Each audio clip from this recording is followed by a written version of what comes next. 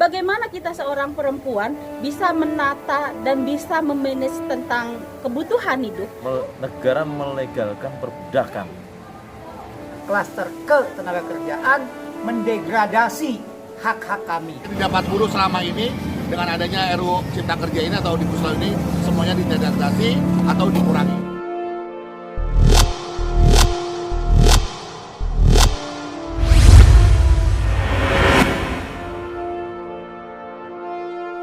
Udah pasti kita harus tolak karena di dalam undang-undang Omnibus Law itu menghilangkan yang 3 prinsip buat kami. Yang pertama adalah tentang jaminan sosial, yang kedua adalah tentang kepastian kerja, yang ketiga adalah kepastian upah.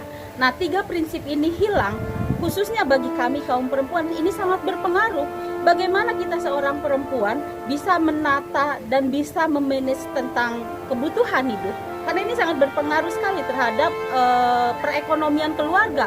Ketika jaminan sosial nggak ada, kepastian kerja nggak ada, apalagi upah juga nggak ada jaminan. Bagaimana kita bisa mengatasi hidup? Dan ini akan berpengaruh sekali terhadap kami kaum perempuan. Karena sangat dekat.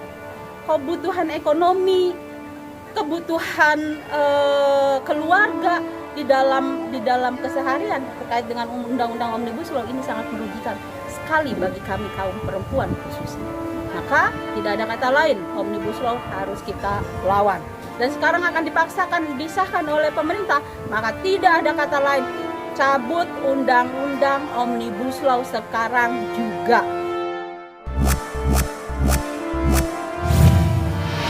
Negara melegalkan perbudakan. Di dalam Undang-Undang Cipta Kerja, khususnya klaster kerjaan, outsourcing dibebaskan di segala bentuk pekerjaan. Itu sangat mendasar buat kami. Bagaimana masa depan anak cucu kita? Sedangkan dia dipelihara-pelihara agen-agen perbudakan.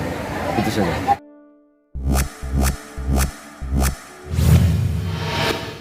Terkait dengan Omnibus Law Cipta Kerja, tentunya kami para pekerja sangat menolak keras. Kenapa? Satu, isi daripada Omnibus Law mendegradasi terhadap hak-hak pekerja buruh yang sudah diatur di Undang-Undang 13 tahun 2003 ya. Jadi persoalan Omnibus Law ini bukan soal disinformasi, bukan persoalan hoax atau bukan persoalan lainnya. Tapi persoalan Omnibus Law kenapa kami tolak, kenapa kami lawan, kenapa kami terus-menerus melakukan perlawanan? Karena isi daripada Omnibus Law khususnya tentang klaster ketenagakerjaan mendegradasi hak-hak kami. Contoh terkait dengan pasal pesangon ya. Ketika kami pensiun, Undang-Undang 13 2003 itu menyatakan mendapatkan 2 kali pasal 156. Nah, di Omnibus Law ini hanya 1 kali ya, hanya mendapatkan 19 bulan upah. Ditambah ada 6 bulan dalam bentuk asuransi yang masih belum jelas bagaimana mekanisme dan sebagainya. Kedua, tentang upah. Jelas di Omnibus Law ya, UMK, jadi gubernur itu hanya wajib menetapkan UMP. Untuk UMK, gubernur itu hanya kalimat katanya dapat.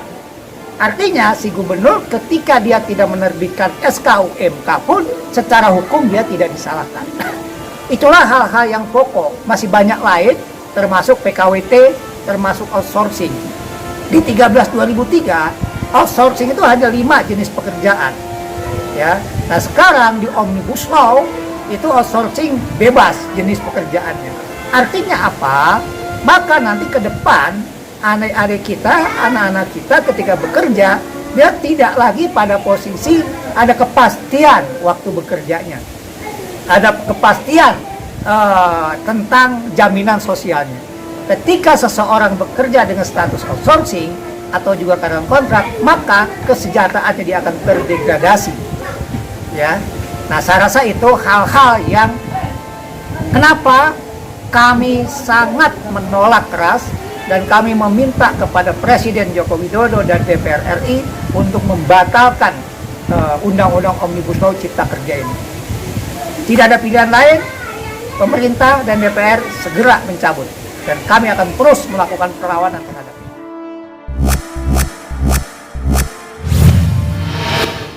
Pertama, kenapa kita harus menolak Omnibus Law? Pasti itu Omnibus Law banyak pasal-pasal yang telah mereduksi pasal-pasal yang ada di Undang-Undang 13 tahun 2003. Banyak kesejahteraan buruh, banyak juga apa yang didapat buruh selama ini dengan adanya RUU Cipta Kerja ini atau Omnibus Law ini semuanya didegradasi atau dikurangi. Maka dengan itu kami dari para buruh pasti akan menolak Omnibus Law tersebut.